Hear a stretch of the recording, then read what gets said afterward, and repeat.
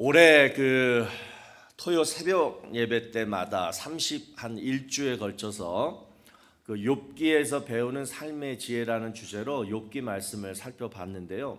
자, 그 중에서 오늘 본문 이 33장은 주일날 다시 한번 우리 좀 성도님들하고 좀 말씀을 나눠야겠다 할 만큼 고난에 대한 심오한 뜻이 좀 깊이 담긴 그런 말씀입니다.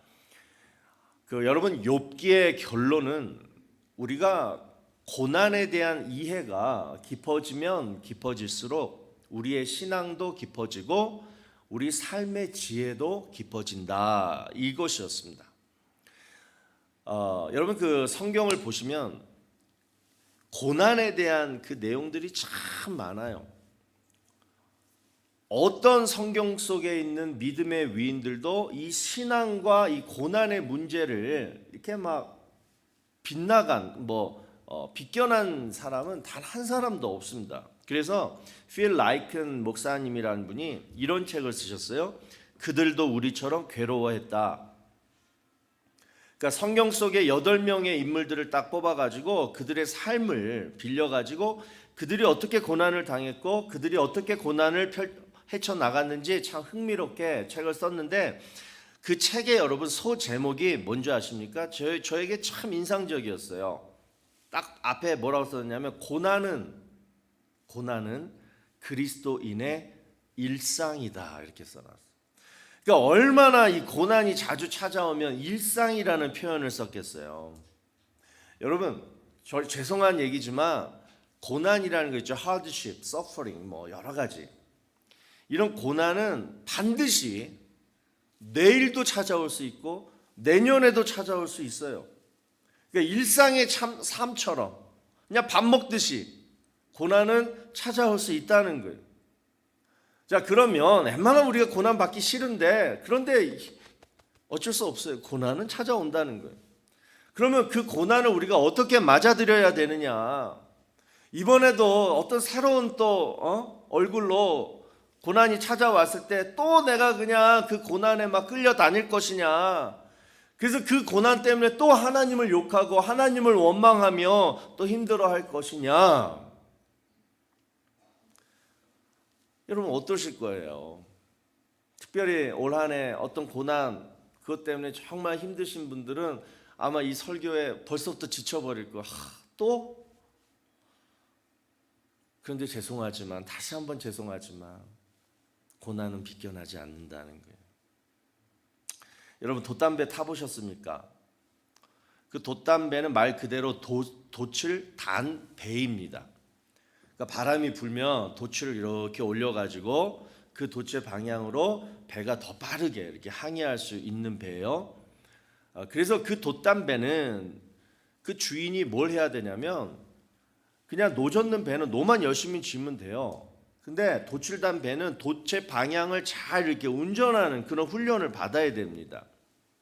그러니까 돛은 바람의 방향을 잘 잡아야 되는 그런 훈련을 받아야 된다라는 거예요. 저는 이 바람이요, 고난 같고요, 돛이 믿음 같아요.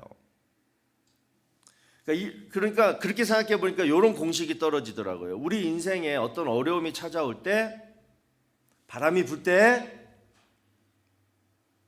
노를 막 그 바람을 반대 방향으로 막 죽으라고 짖는 게 아니라 믿음이라는 돛을 딱 올려가지고 그 바람을 잘 이용해가지고 믿음으로 그거를 하면 더 빨리 더 안전하게 목적지까지 도착하겠구나, 이런 생각을 한번 해봤어요. 여러분, 우리 다 하나님 믿잖아요. 하나님 믿습니다. 우리 안에 뭐가 있어요? 믿음이라는 게 있어요. 그런데 그 믿음을, 내 안에 가지고 있는 그 믿음을 내가 어떻게 사용하느냐, 이게 중요하다는 거예요. 그런데 우리가 명심해야 할 것은 뭐냐? 이 믿음은 하나님이 주셨는데, 하나님이 주셨잖아요. 그런데 그 믿음을 내 삶 속에 어떻게 사용할 것이냐, 실제적으로 이 믿음을 사용하려면요, 절대로 공짜로 생기는 거 아니라는 거예요. 믿음이라는 게 인생의 방향을 잡고 도착지까지 안전하게 나를 이끌어줄 만한 그런 성숙한 믿음, 럭셔리한 돛담배 그 돛, 그 정도 되려면 여러분 그냥 저절로 생기는 것이 아니라는 거예요. 대가를 요구한다는 거예요. 그 대가가 뭐냐? 바로 고난이라는 것입니다. 정말 좋은 믿음은 고난이 필요해요. 그러면 반대로 아무리 막 비싼 그 돛담배를 가지고 있어도 바다는커녕 무슨 여기 스탠레이크에 저기 가서도 제대로 돛을 사용 못 해가지고 그런 사람이 있다라면 그 사람은 왜 그러냐? 하나님이 돛담배 하나 사 주셨어요. 믿음 주셨어요. 그런데 믿음은 줬는데 고난이 찾아올 때 믿음을 한 번도 사용하지 못한 사람들은 뭐냐? 가만히 생각해 보니까 이런 이유가 있는 것 같아요. 첫 번째, 그 룻기에 나오는 나오미 보세요. 여러분, 나오미 여인 당한 고난은 정말 헤아릴 수 없는 큰 고난이죠. 먹을 게 없어가지고 온 가족이 좀 있는 데로 이사를 갔는데 거기서 뭐예요? 남편하고 두 아들이 한 번에 다 죽어요. 이제 두 며느리만 남은 거예요. 자, 그랬을 때 딱 고난이 찾아왔고 완전히 주저앉았을 때 그때 나오미가 한 고백이 룻기 1장 20절 보시면 나오미가 그들에게 이르되 나를 나오미라 부르지 말라. 나 그런 이름 싫어. 내 이름은 이제부터 마라야. 쓴맛. 그걸 뭐라 그래요? 전능자가 하나님이 나를 심히 괴롭게 하셨음이니라. 그래서 화가 난 거예요 지금. 하나님 어떻게 나를 이렇게 만들 수 있냐? 어떻게 이렇게 한 방에 그냥 이런 인생 만들 수 있냐? 모든 책임을 다 하나님한테 돌렸습니다. 여러분, 늘 이렇게 살면요 믿음이 성장이 안 된다는 얘기예요.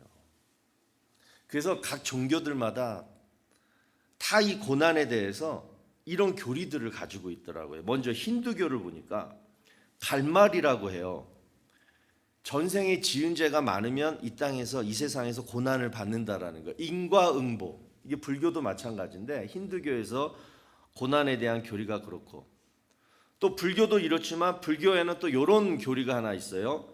열반의 경지까지 이르러야지 마침내 고난이 없어진다. 자, 이렇게 얘기하는데, 그러면 열반이 뭐냐? 열반의 뜻은 촛불을 끄듯이 꺼진다 이 뜻이에요. 그러니까 욕망, 내 안에 있는 욕망을 완전히 꺼트려야지, 없애야지 인간의 모든 고난, 고통이 사라진다 이렇게 가르치고 있고요. 그 다음에 마지막으로 이슬람교, 고난을 어떻게 보냐면 알라 신이 정해준 거야. 그 고난 그냥 받아들여. 운명론으로 얘기합니다. 그래서 이슬람 교인들이 늘 하는 말이 뭐라 그러냐면 뭐라 그래요? 인샬라, 알라 신의 뜻대로, 이 뜻이에요. 인샬라.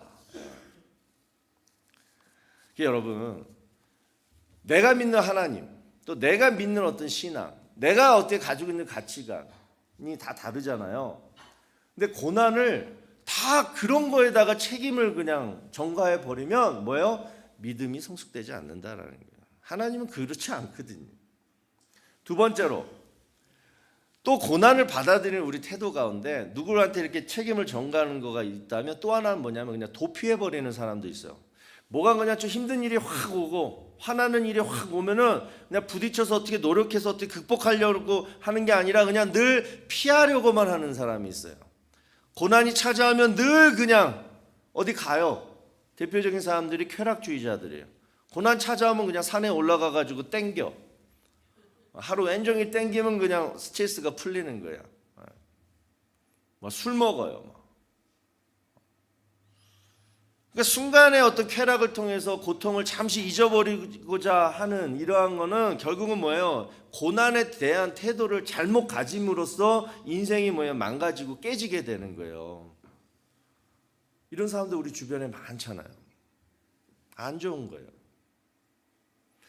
그래서 여러분, 고난을 맞이할 때 내가 어떻게 반응을 할 거냐, 이거 굉장히 중요한 겁니다. 왜? 고난이 늘 찾아오니까. 작은 고난이든 큰 고난이든. 자, 그러면 어떤 것이 가장 올바른 고난에 대한 태도냐? 자, 한번 따라해 보시기 바랍니다. 고난 받기 전에 고난을 대비하자. 저는 이게 몇 주 전에 설교 준비하다가 이게 제 말씀 묵상에 탁 들어오는데 이거 회개보다도 더 중요한 게 이거더라고요. 고난 받기 전에 고난을 대비하자. 제가 지난주에 한번 얘기했죠. 가장 큰 고난은 뭐다? 지금 당하는 고난이 아니라 앞으로 고난이 닥쳐올 건데 그 자리에, 그 길에 서 있는 사람. 좀 있으면 그 고난을 지금 딱 받을 준비를 하고 있는 사람. 그게 진짜 큰 고난인 거예요. 그래서 고난 받기 전에 고난을 대비하자. 그러면 어떻게 대비할 거냐? 자, 이것을 해답을 찾기 위해서는 먼저 하나님이 고난을 왜 주시는지 그 이유를 알아야 돼요. 그러니까 자, 너무 설교 길어질 것 같아서 이 문제는 오늘 그냥 스킵할게요. 우리 신앙생활 하다 보면 늘 부딪히는 문제가 바로 이거거든요. 내년부터 새벽 예배 매일 나와야지. 뭘로 섬겨야지, 성가대 서야지, 이렇게 마음 잡고 열심히 하려고 그러면 꼭 고난이 찾아와요. 그런 경험 하신 분들 많을 거예요. 희한해요. 축복은 오히려 오지도 않고 그냥 나쁜 일만 펑펑 터져요. 그러면 하나님 뭐예요 이거? 하나님 왜 저를 미워하시는 거예요? 또 하나님께 따져요. 그러면서 이제 예배도 안 와요. 교회도 안 와요. 삐진 거예요 하나님한테. 그런데 참 이상한 게 여러분, 고난 중에는, 고난이 시작됐잖아요. 이제 고난 중이에요. 고난 중에는 하나님이 침묵하신다는 사실이에요. 고난이 딱 시작되면 내가 왜 이 고난을 받는지 그 이유를 하나님이 설명해 주시지 않으세요. 그러면서 점점 더 깊은 어둠 속 터널로 몰아가세요. 그래서 고난 중에는 고난의 이유를 찾기가 힘들어요. 그렇기 때문에 고난 받기 전에 먼저 성경 말씀을 통해 고난의 이유를 먼저 잘 알고 있어야 된다라는 거예요. 그래서 오늘 보게 될 욥기 33장은 고난을 어떻게 대비할 것인가에 대한 지침서입니다.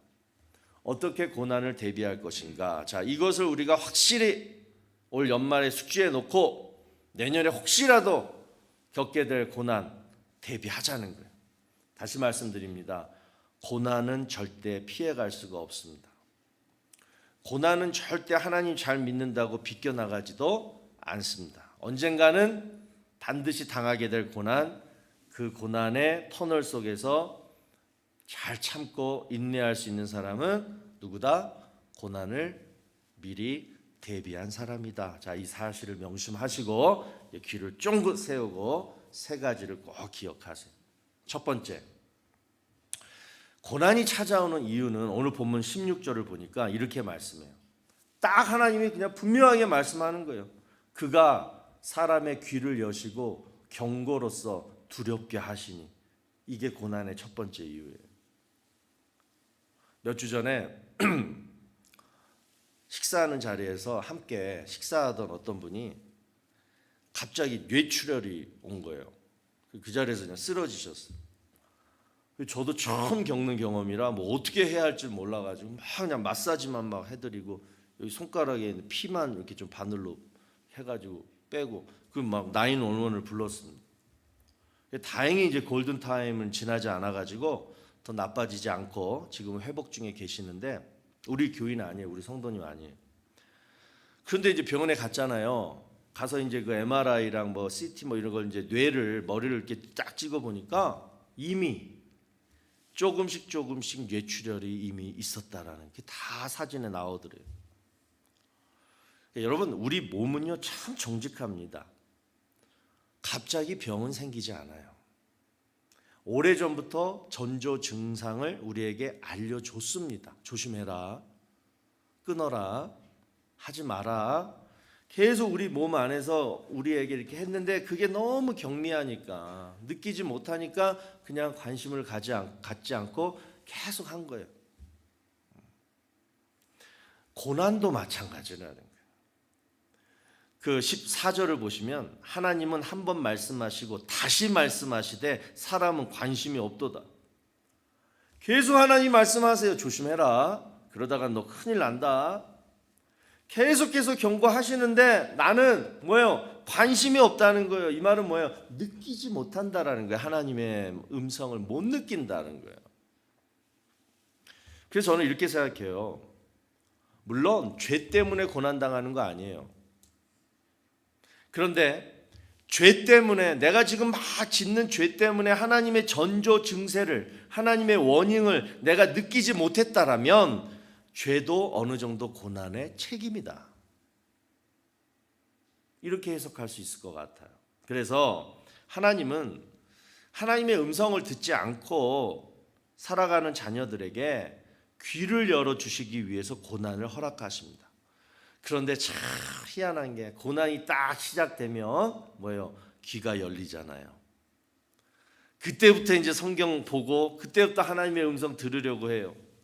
평소에는 성경 말씀 들으려면 막 지겹고 졸리고 막 하는데, 몸이 아프고 뭐가 문제가 생기고 그럴 때는 뭐예요? 고난 중에 하나님의 말씀이 막 내 가슴에 막 울림으로 찾아오는 거예요.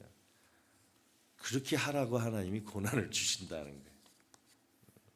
두 번째로 고난이 찾아오는 이유, 본문 17절을 보시면 한번 다 같이 읽어볼까요? 시작.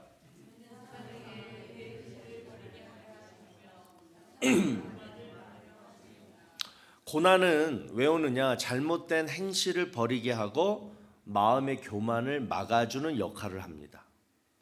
여기서 우리가 알 수 있는 사실은 뭐냐면, 여러분, 교만, 사람끼리도 교만한 사람 참 싫어하잖아요. 근데 하나님은 진짜 싫어한다는 거예요. 우리말에 주춤이라는 말이 있어요. 주춤하다. 국어사전에 보니까 망설이거나 가볍게 놀라서 갑자기 멈칫하는, 몸을 움츠리는 그런 모양, 이렇게 설명해 놨더라고요. 여러분, 하나님은 사랑의 하나님이세요. 하나님은요, 여기 제일 중요한 게 이거예요. 하나님은요, 우리에게 늘 은혜를 베푸시기를 가장 좋아하시는 하나님이세요. 그런데 사랑의 하나님, 은혜 베푸시기를 좋아하시는 그 하나님도 주춤하실 때가 있다는 거예요. 언제 주춤하시느냐? 우리가 교만할 때. 요것 봐라, 내가 은혜를 주었건만 네가 지금 교만해? 네 힘으로 지금 사는 것 같아? 여러분, 우리의 행실이 나빠질 때 가만히 보세요. 그때가 언제입니까? 자만해지고 교만할 때예요. 그래서 게으르고 나태해질 때 우리는 뭐예요? 쓰러져요. 그래서 고린도전서 10장 12절에 그런즉 선줄로 생각하는 자는 넘어질까 조심하라. 여기서 넘어지다라는 뜻이 뭐냐? 나쁜 행실로 빠진다라는 거예요. 그러니까 여러분, 하나님이 주시는 은혜와 내 안에 있는 교만은 뭐예요? 서로 원수관계예요. 하나님의 은혜를 뭐가 갉아먹느냐? 바로 내 안의 교만이에요. 그래서 요즘 내가 자꾸 여러분 나쁜 행실이 나오죠. 그 이유는 뭐냐? 내가 지금 교만하다라는 거예요. 그걸 보여주는 거예요. 그러니까 내 마음이 교만하고 있으면 나쁜 행실이 나와요. 말도 그렇게 나오고. 세 번째, 고난이 찾아오는 이유, 18절을 보니까 그는 사람의 혼을 구덩이에 빠지지 않게 하시며 그 생명을 칼에 맞아 멸망하지 않게 하시느니라. 자, 이 문장이 여러분 마음에 탁 와닿는지 모르겠어요. 잘 들어보세요. 하나님은 고난을 통해 영광을 받으십니다. 이 말이 탁 해석이 되시는 분 계세요? 가장 대표적인 인물이 욥이잖아요. 자, 욥이 왜 고난을 당했어요? 사탄이 하나님한테 시비를 걸어요. 하나님, 욥이 왜 하나님을 경외하는지 아세요? 그 이유는 딴 거 없어요. 하나님이 욥한테 복을 많이 주셨기 때문에 그래요. 그래서 한번 그 복들을 다 한번 뺏어 보세요. 분명히 욥은 하나님을 떠날 것입니다. 이렇게 뭐예요? 하나님한테 이런 걸 얘기를 한 거예요. 그래서 하나님은 보세요. 그때부터 그래? 어디 보자. 그래? 어디 보자. 하나님은요, 절대 하나님이 사랑하시는 욥이 사탄이 말하는 그런 사람이 아니라는 것을 보여주고 싶었습니다. 그리고 스스로 하나님은 영광받고 싶었던 거예요. 그래서 욥의 고난이 시작이 돼요. 그래서 여러분, 하나님의 영광이란 바로 이거예요. 하나님이 나를 사랑하시고 나를 믿어주신다라는 것을 내가 사람들한테, 사탄한테 입증해 보여주는 거. 하나님이 나를 얼마나 사랑하시는지 그것을 입증해 보여주는 것. 이게 우리가 할 수 있는 하나님께 영광이에요.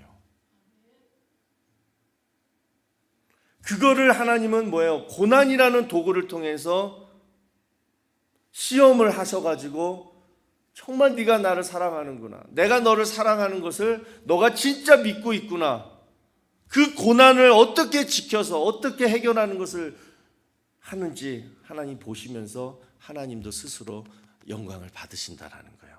그리고 끝까지 하나님의 영광을 위해서 고난을 참고 하나님을 배반하지 않고 원망하지 않고 버리지 않는 자는 결국 끝에는 어떻게 해요? 하나님이 그 사람을 도와주세요. 사탄 앞에, 사람들 앞에 그 사람을 세워주세요. 그래서 욥기 맨 마지막에 뭐예요? 고난받기 전보다 갑절의 축복을 다시 받게 되잖아요.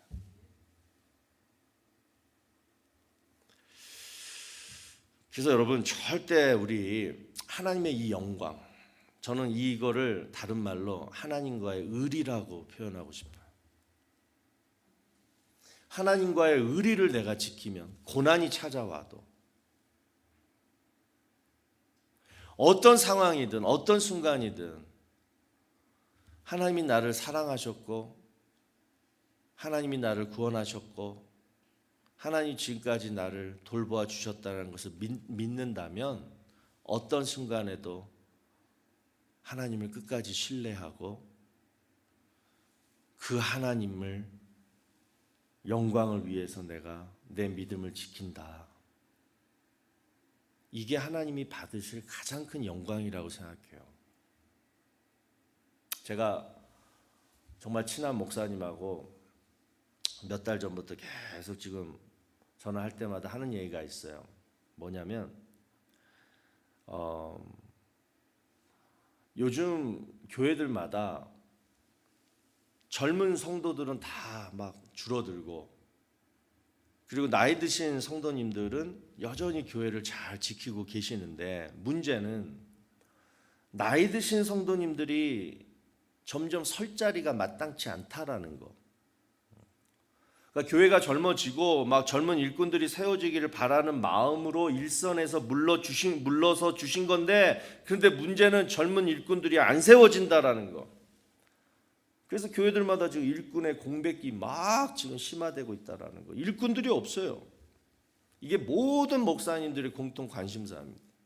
그래서요, 요즘은요, 이 문제를 해결하기 위해서 신학교에 없었던 과목들이 생겨요. 시니어 목회. 그러니까 나이 한 70 이상, 이분들이 지금 건강하시거든요. 지금 교회를 뭐든지 할 수 있어요. 근데 다 은퇴하고 젊은 사람들 키우려고 다 뒤로 이렇게 물러서서 이렇게 보니까 젊은 사람들은 없고, 그래서 안 되겠다. 그래서 이 시니어 목회를 어떻게 해야겠다 해서 신학교에 지금 그러한 클래스를 지금 만들려고 교재도 지금 준비 중이고, 또 몇 목사님들이 지금 뜻을 같이 해서 좀 그쪽을 좀 한번 지금 하고 있어요. 그 중에 저도 지금 인발부를 하려고 그래요. 우리 교회도 지금 시니어 분들이 많으시거든요. 어떻게 하면 눈치 안 보고 행복하게 하던 대로 재밌게 교회 생활을 하실 수 있을까? 이건 굉장히 중요한 것 같아요. 그런데 제가 요거를 이제 관심을 가지고 대화도 하고 저도 나름대로 우리 교회 실정에 맞게 지금 이렇게 준비를 하고 있는데, 오늘 말씀을 준비하면서 문득 이런 생각이 딱 들더라고요. 그분들을 위해서 교회에서 어떤 시스템을 마련해 주는 것도 중요하지만 가장 중요한 거는 바로 지금 우리가 다루는 이 주제, 내가 어느 자리에 있든 평생 하나님의 영광을 위해서 살리라.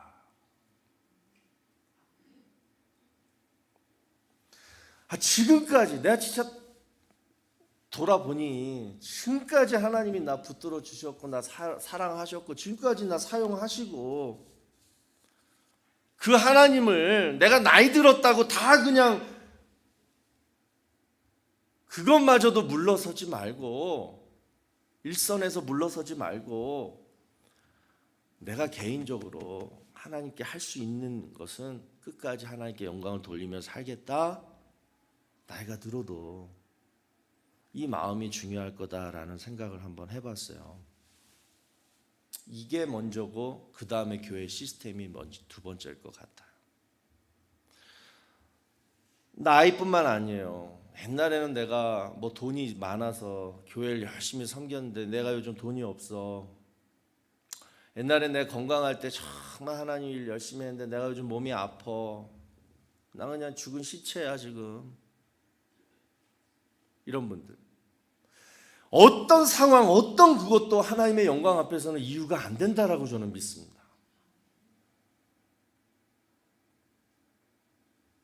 젊은 날 나를 불러주시고 지금까지 하나님의 은혜로 살았다는 것을 여러분 믿음으로 고백하신다라면 우리 끝까지 하나님의 영광을 위해서 살아가는 저와 여러분 되기를 바랍니다. 우리 찬양 가사에 이런 게 있어요. 내일 일은 난 몰라요. 하루하루 살아요. 불행이나 요행함도 내 뜻대로 못해요. 험한 이 길 가고 가도 끝은 없고 고네요. 주님 예수 팔레미사 내 손 잡아주소서. 우리는 진짜 우리의 앞날을 알지 못합니다. 내년에 무슨 일이 생길지 몰라요. 정말 우리의 삶을 가장 잘 표현해주고 있는 이 찬양 가사가 이거예요. 내일 일은 난 몰라요. 그냥 나는 하루하루 사는 거예요. 내가 지금 나이가 늙든 젊든 한 사람도 예외 없이 그냥 우리는 하루하루 사는 나그네들입니다. 빈손으로 왔다가 죽을 때 그냥 빈손으로 다 가는 거예요. 어느 순간에. 근데 그런 사람들이 저와 여러분인데 그런 우리들에게 이 고난이라는 의미는 뭐냐는 거예요. 결론은 바로 이 말씀 같아요. 시편 119편 75절. 여호와여 내가 알거니와 주의 심판은 의로우시고 주께서 나를 괴롭게 하심은 성실하심 때문이다. 고난을 대비할 때 우리가 가져야 할 마음 자세는 내년에 어떤 고난이 나를 괴롭힐까 이 마음, 이런 두려운 마음, 걱정하는 마음이 아니라 그 문제, 그 고난이란 앞으로 닥칠 그 고난을 통해서 나를 다루시는 하나님의 성실하심을 바라보자는 거예요. 몸이 아프든 사업이 안 되든 그 문제만 쳐다보지 마시고 왜 하나님이 나를 괴롭게 하실까? 그 이유가 뭐래요? 하나님의 성실하심 때문이라잖아요. 고난이 오면 올수록 우리는 뭘 봐라? 문제 바라보지 말고 나를 향하신 그 하나님의 성실하심을 내가 쳐다보면서 기대하는 거예요. 하나님 이번에 이 고난을 통해서 나를 어떻게 만들 것입니까?